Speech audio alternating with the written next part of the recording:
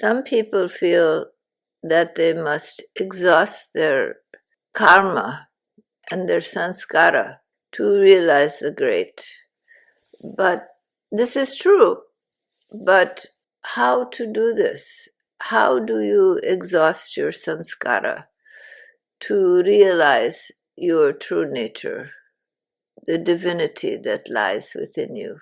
How do you awaken from the slumber of the sense of I and thou, of duality, to the unity of all life?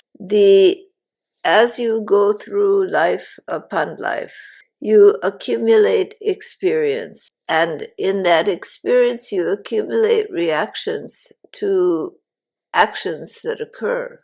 So when you act, there is an indentation in the mind, a reaction. That reaction continues to exist.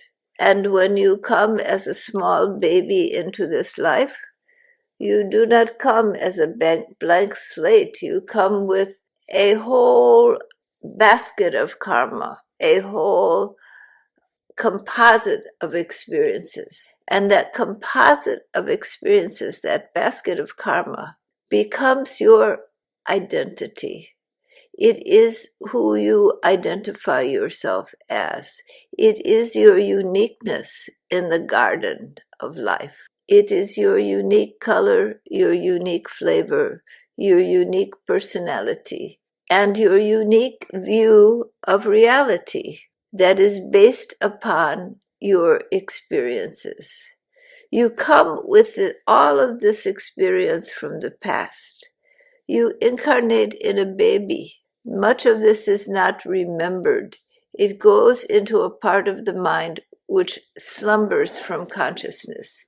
The conscious mind is not aware. It would be overwhelming should the conscious mind remember all the past experiences. So it forgets. It places them into what we call the subconscious mind. The accumulation of all the experience that forms the sense of you as an individual lies in a composite, not to conscious memory, but lies within the mind as a composite of experience that is drawn up when certain circumstances occur.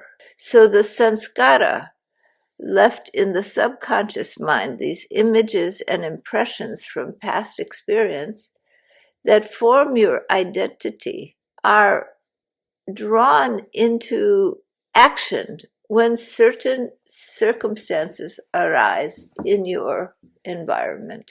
If you were a shy child, it may be due to the circumstances that arose in this life, but it is perhaps a reflection of your inability to express yourself in the past, which comes to fruition.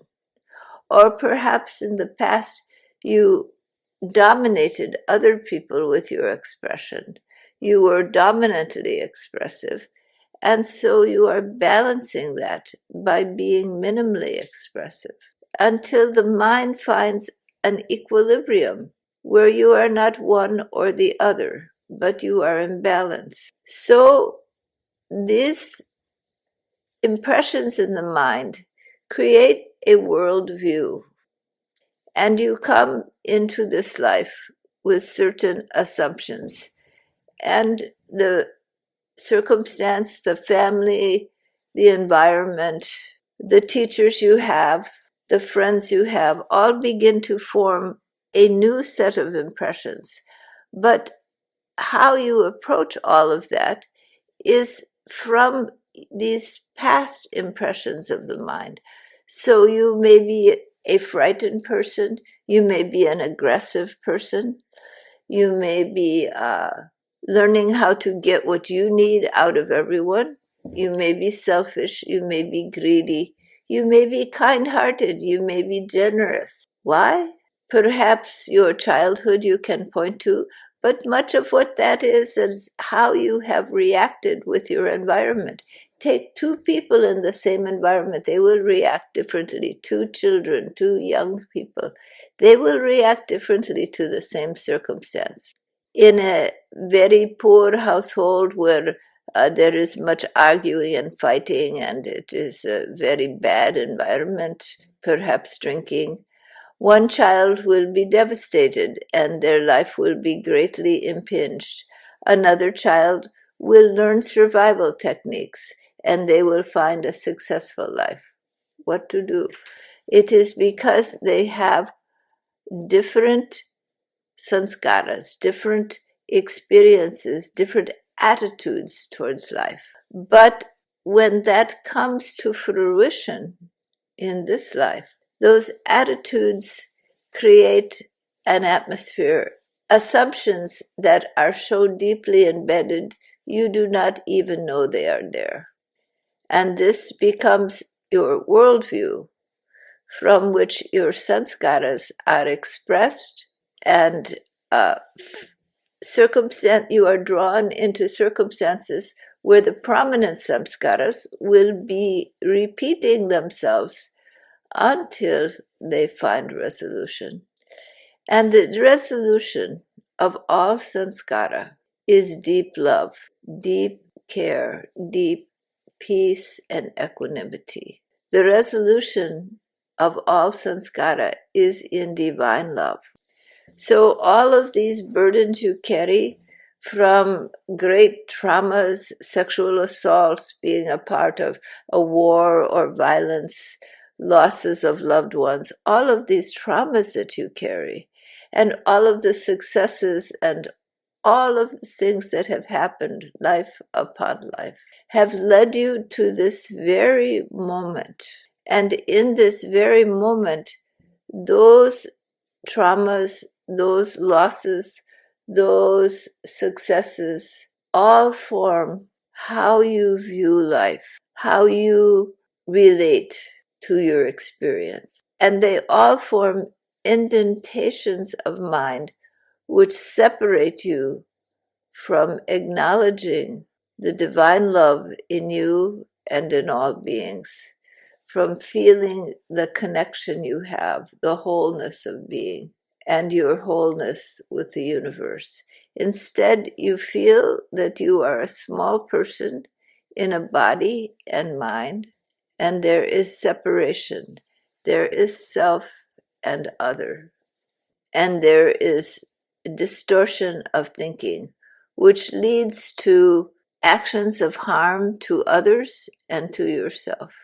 So what to do with these reactions of mind, these samskaras that lay hidden? If you want to realize God, realize the divinity, the wholeness of being, what to do when all of these past experiences are there, driving you into different circumstances, different situations, and in those situations you are creating more samskara because of your reactions to your experience. And so it goes on, and there is basket of karma, this individual identity of you as a separate person, gets stronger and stronger. But as you meditate, as you take the ideation, I am one with the divine.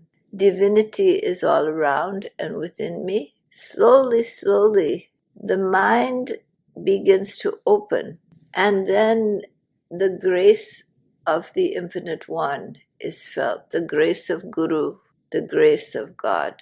And you feel that you are held in this divine love. You feel bliss in the mind. You feel expansion. And the sense of being separate and alone diminishes. You feel connected, a part of an integral whole. You feel a unity, a love that transcends boundaries of I and thou, a love that makes all things whole, a peace that creates equanimity in the mind. You are not swayed this way or that. You feel this, and you feel this divinity descend and grace your being. When the Kundalini Shakti rises up, it begins to burn through all of these different samskaras, and they rise to the surface in your life. And different circumstances happen to accentuate your growth and development. Some may be very pleasant, some may be unpleasant, but there is a quickening of this process. But that quickening alone will not suffice. It must be this grace, this connectedness to the divine, where the divine descends into you and you ascend into the divine, and you feel you are one with Guru, you are one with God, you are one with the whole of being, with the universe. And that experience creates a new impression in the mind, and the mind recognizes there is a different pathway, a different avenue to follow than the old habits of mind. Suddenly there is the realization that there is a different way of being, a different way. And you want to have that. It creates a passion. But how to come out of your formed identity as an individual and relax into that love? This passion for that love, for that divinity, for Guru, for God, that passion grows. And as that passion grows, it begins to burn away the limitations, because there is a desire for this experience of the God Self, which you have tasted. You got a little taste of grace. And then from that little taste, you want more. And this passion, this love, it begins to dissolve the old identities because they no longer serve you. They begin to fade away into this passionate intent to feel that love and that equanimity. When you follow yamas and niyamas, it brings the mind into balance so that you are not so pulled this way or that by this reaction to an experience, that reaction to an experience. The mind is able to maintain more equanimity, which enhances your ability to continue in this process. But the key is exposure to divine grace, the confusions of mind opening up a little so that the sun of infinite being may shine through into your mind and open and unlock your heart. And when the heart is opened and unlocked, then that passion does a great deal. That love, that intention does a great deal to burn through and put aside all of these reactions of mind, all of these prior identities. You cannot go back and solve each and every problem you've had, every trauma you've experienced, every loss, every desire that has been unfulfilled. If you think the cause and effect, to go back, resolve it, then come to the next one, go back, resolve it. It is an endless process. It is not the way to awakening, to self-realization. For self-realization, you need exposure to the self, the deep self, the true self. That exposure creates the goal in the mind, the image, the feeling there is something there I want to go towards. And the stronger that passion, the more the extraneous identities of self begin to fall away. There is a very large inhibition. You don't want to be a megalomaniac, think, I am God, I am Guru. You don't want to be in a distorted ego. That is true.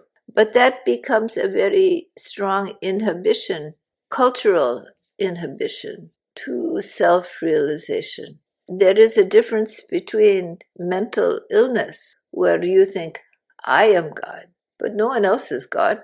But when you sink into the true letting go of self, the feeling comes that you are God indeed. You are one with the infinite. You are. The infinite is in every cell of your body, in your voice, in your mind, in your hearing, in all that is. And it's in everyone else. All is divine. This is not a delusion or an illusion. It is connectedness to the deeper self. And in that there is no acquisition and no loss, for all remains a part of the whole. In the world of form, there is the rise and fall. There is time. There is a past. There is a future. There is grasping, and there's fulfillment and loss. There is the birth and life, and there is the dissolution of the body and death.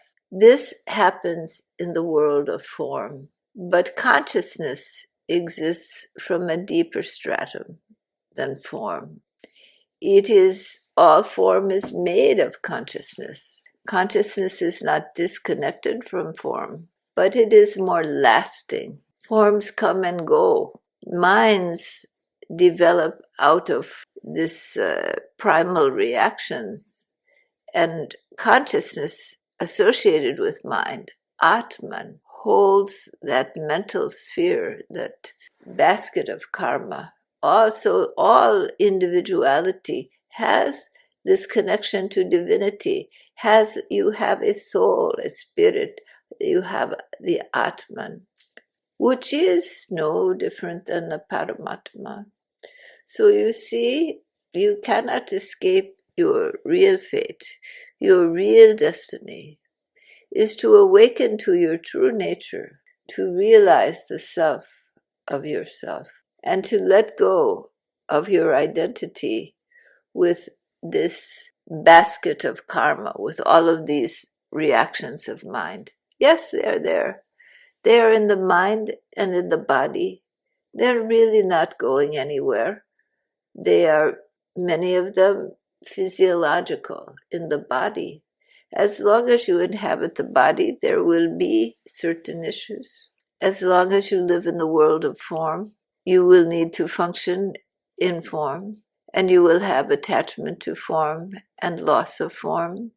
But the deeper you go into realization of the self, it burns away all of this karma. In other words, you begin to surrender, let go of all of these identities, and accept the perception that divinity lies everywhere, and that it lies around you and within you.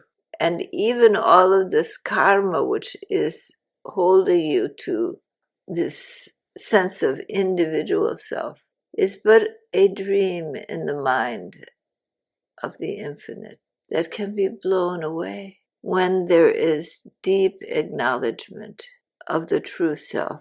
That acknowledgement of the true self is like a wind that blows away the karma. It dissolves in that. And the more exposure you have, the greater that truth of the deep self becomes the reality in the mind. And the identity associated with individuality and all of these actions and reactions becomes less and less. And as the love grows in magnitude and the surrender is there, then you look at your own sense of self and you see there's no one there. Only the God lives in this world. Only Guru abides. Only God abides. There is no separate self. And with that realization that the one abides, for a moment the separate self and all of this basket of karma cease to exist for you. For your consciousness is freed to its own inherent nature. then the world of form comes back.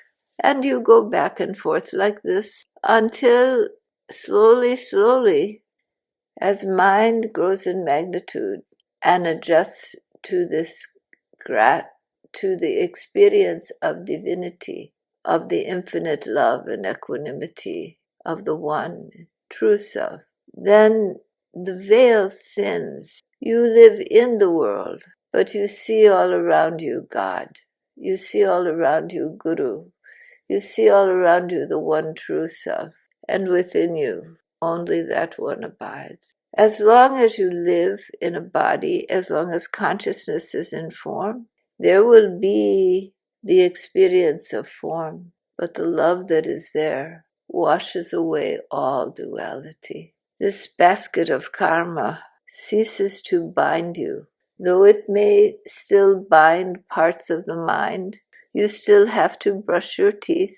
You still may have certain prejudices. You still may operate in the world according to your upbringing, or you may be freed from that according to your samskara. But it has no hold on you, for you are in the deep ocean of divine grace. You are in the divinity which is everywhere, and there is no hold on you. You are one with truth.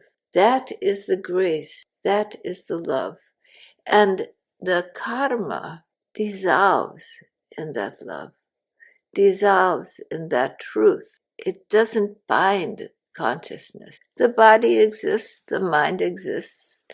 Perhaps you have certain attitudes, certain approaches, culturally bound. That is the nature of mind. But your identity is not with the body and the mind. Your identity is with the soul, with the Atman, melted into the Paramatma. Your identity is with the one true self. And though events rise and fall, there is an equanimity that goes unchanged.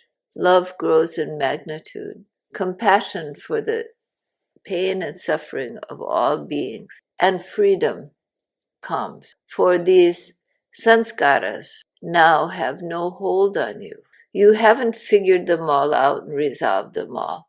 They just have no hold on you.